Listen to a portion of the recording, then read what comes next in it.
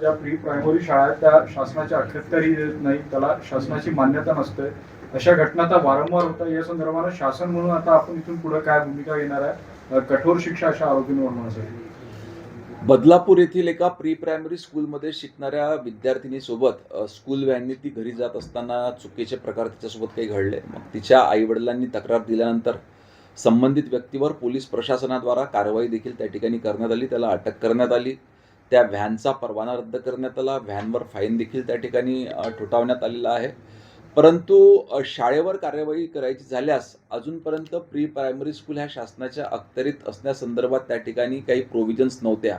ही बाब माननीय मुख्यमंत्री महोदयांच्या निदर्शनास आपण साधारणतः 7-8 महिने आधी आणून दिली आणि त्यांनी तातडीनं प्री प्रायमरी स्कूलच्या संदर्भात एक नवीन कायदा तयार करण्यासाठी शासनाला सूचना दिलेल्या आहेत. लवकरात लवकर ह्या संदर्भात कायदा तयार करून राज्यातल्या सगळ्या प्री प्रायमरी स्कूल ह्या शासनाच्या अखत्यारीमध्ये येतील. भाऊ, कशा पद्धतीनं शासनाच्या अखत्यारीतील काही मसुदा तयार झालेला आहे का आणि अशा घटना घडल्या त्याच्या कशा पद्धतीनं कारवाई? एक अभ्यास गट तयार करून त्यांनी मसुदा तयार केलेला आहे.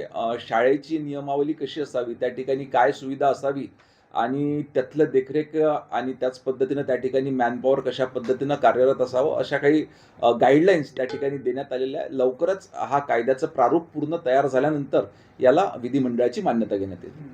भाऊ, अनेक वेळा पाहतो की अशा घटना या स्कूल बसमध्ये होतात. कायदे कडक आहे. गेल्या वेळी कारवाई देखील केली होती, मात्र त्यावेळी कारवाई होत्यानंतर मग ढील देते. तर आता या सगळ्या बाबतीत आपण गांभीर्याने हे सगळं गृह राज्यमंत्री म्हणून प्रकरण घेणार आहोत. नाही, निश्चितच याच्यासोबत परिवहन विभागासोबत देखील आपण बैठक घेणार आहे. शालेय शिक्षण विभाग, परिवहन विभाग आणि गृह विभागाची एकत्रित बैठक लावून याची कार्यप्रणाली अधिक मजबूत कशी करता येईल याचा प्रयत्न करण्यात येईल.